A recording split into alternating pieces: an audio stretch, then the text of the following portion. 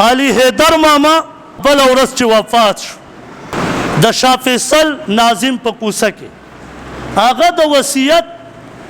یو دوه درې خبرې کړې وې زما غوندې ناپوهه مسلمان مولیان هغې راټوپ کړي میدان ته واله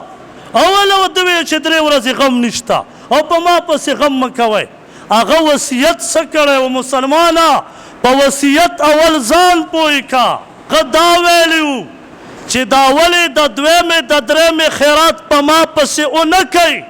دا په اسلام کې نشته هغه دغسې ویلي وو او تا تې څه جوړ که وایي چې هغه په وصیت کې لیکلی دي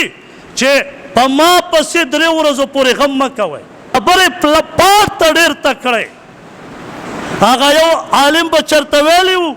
چې یارې دا لفظ د تراویح په قرآن و حدیث کې نشته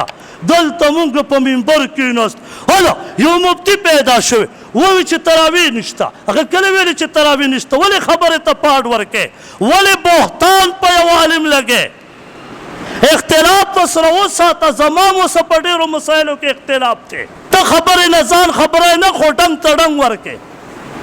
دغسې علي حیدر ماما پسې ما ورته خبرې ته ډنګ ورک هغه خدای راستي صحیح خبره کړې د شریعت مطابق یې کړې ته چې دا 3مې خیرات کې خدای راستي